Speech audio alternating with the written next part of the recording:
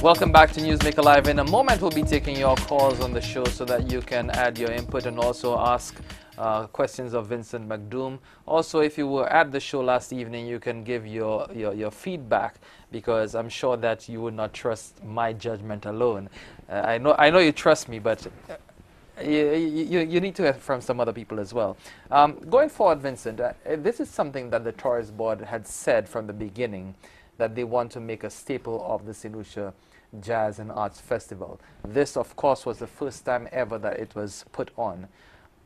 What would you require to continue doing this? And do you see a future putting on this showcase with the Saint Lucia Tourist Board, or for the Saint Lucia Tourist Board? Hell yes, I do, actually, because the talent is there, you know what I mean?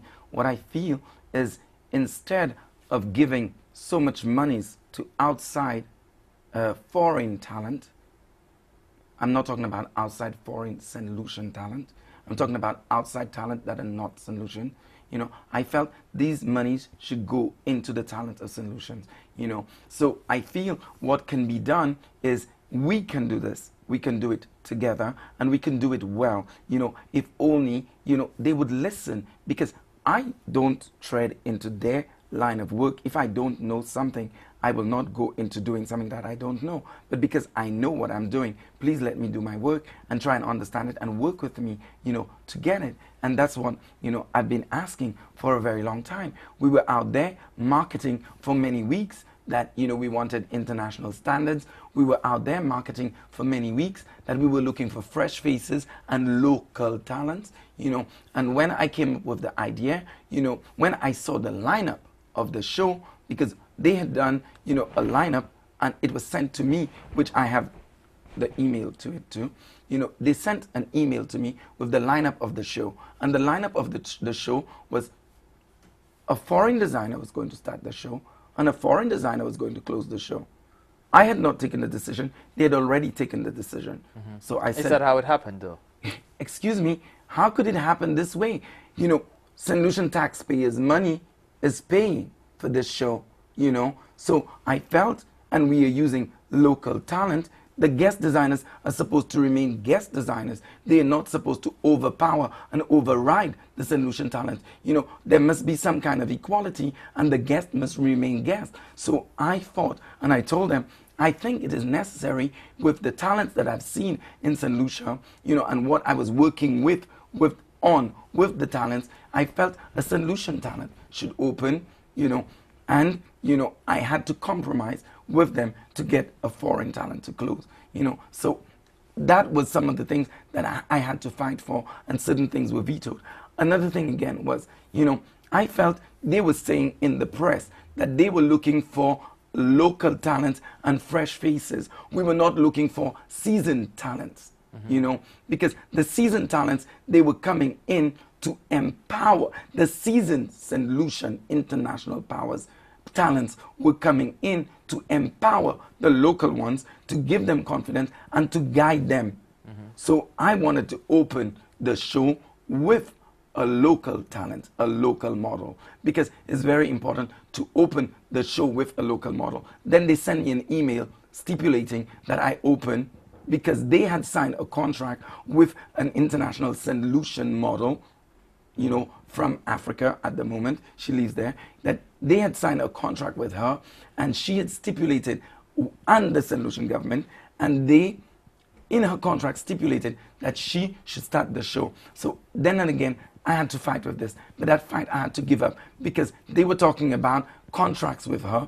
They had a contract with her, and they were paying her a lump sum of money, but they did not have a contract with me, and I was doing it for free, you know. So, you know, a contract, you know, whether you're working for free or you're working for a lump sum of money, is a contract, and you respect certain things. So I suppose verbally they said they were going to do it, so I felt they were going to do it, and that's what it was like. Now, you know, so. now, I mean, yes, you said you want to continue, but then from what you have described there, the Tourist Board might have some trepidation when it comes to using you again, notwithstanding the talent that you bring in and the particular expertise that you bring in. Do you have that concern at all? I do not think I have that concern. It's not a worry of mine because it's very easy to have filmed everything I've did for the past few weeks and to get somebody to look at it and get them to copy it. But a copy could never be the original. I did the pioneer show. So I think it is necessary to continue in this direction because I am the best person for it. And I have proven it with a successful show, you know, which was last night. You know what I mean? So for me, I don't see where the problem is. You have to learn to be grown up about this. You must understand something. You know, I believe in giving fresh talent an opportunity. The same way we were looking for fresh talent as models. We were looking for fresh talent as designers. We could have looked for fresh talent as well, you know, as, you know, stage decorator. You know, Mr. Auger has been doing that for this for a number of years, you know. And if they had given me the leeway, I would have used probably Shermark, you know, because if I had worked with Shermark, no, that's very that is very interesting. You would have used Shermark. I mean, not before he created the scandal, because that's what I was thinking. I wanted to work with Shermark, you know, because he's a very good decorator. You know, I don't know him as, you know, a designer, or I'm not interested in him as a model agency. I saw his talent as a decorator. That's how I know him. So I wanted to work with him, you know, before he created the scandal, you know. So I bet if I had worked with Shermark as a decorator, and I had given him instructions and I had guided him, he would have given me a better runway than what I got last night. Even if the public cannot see, you know, or understand because they do not have that literate eye, you know. But you know, this is not a problem. No.